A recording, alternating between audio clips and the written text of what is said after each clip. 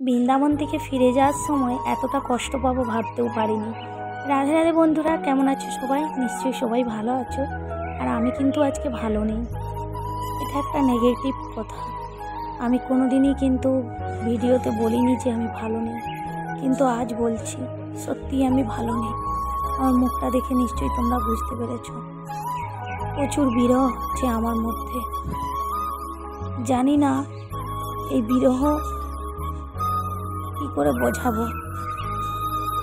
ভগবান যে আমাকে, ভগবান শ্রীকৃষ্ণ, রাধারানী যে এত প্রেম দিবে আমি ভাবতে পারিনি। শুনেছে নাকি রাধারানী প্রেমের ভাণ্ডার, প্রেমের রস, কিন্তু এতটা বিরহ সেটা বুঝতে পারিনি। তাই তো আজকে আমাদের অন্তিম দিন। আমরা বৃন্দাবন ছেড়ে চলে যাচ্ছি, ফিরে যাচ্ছি নিজের সংসারে। ভগবান বলেছেন, সংসার জীবন করেছিস মা, সংসারে থেকে আমার ভক্তি কর।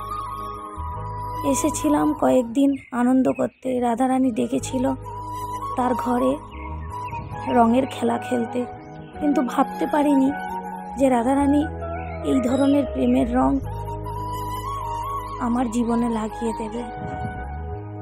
আমার যে গায়ে যে রং লেগেছে সে রং তো সবাই দেখতে পাবে, কিন্তু প্রেমের রং যে রাধারানীর যে প্রেমের রং মনে লাগিয়ে দিচ্ছে সেটা হয়তো একমাত্র কানহাই জানে। তাই রাধারানীর কাছে আমার একটাই সবসময় চাওয়া, আবার ডেকো আমাকে লাডো তোমার এই শ্রীধাম বৃন্দাবনে, শ্রীক্ষেত্রতে। কারণ আমার ইচ্ছা আমি শ্রীক্ষেত্রতে যেন সারা জীবন থাকতে পারি, এমনকি আমার অন্তিম জীবনটাও আর দেহটাও এই শ্রী বৃন্দাবনে আমি ত্যাগ করতে পারি। চলে যাচ্ছি, তাই প্রচুর বিরহ হচ্ছে। জানি না রাধারানী আবার কবে ডাকবে তার এই শ্রীক্ষেত্রতে। আমি সেদিন এসে আমার রাধারানীর এই ধামে বসে সেবা করার সুযোগ পাবো। সাংসারিক জীবনে তো সেবা হচ্ছেই, কিন্তু ধামে বসে সেবা যে কবে দেবে রাধারানী জানি না। কারণ আমি শুনেছি রাধারানীর কৃপা বিনা এই বৃন্দাবনে আসা যায় না। তাই আমি যে বৃন্দাবনে এসেছিলাম এটাও রাধারানীর কৃপা, আবারও যখন আসবো এটাও রাধারানীর কৃপা।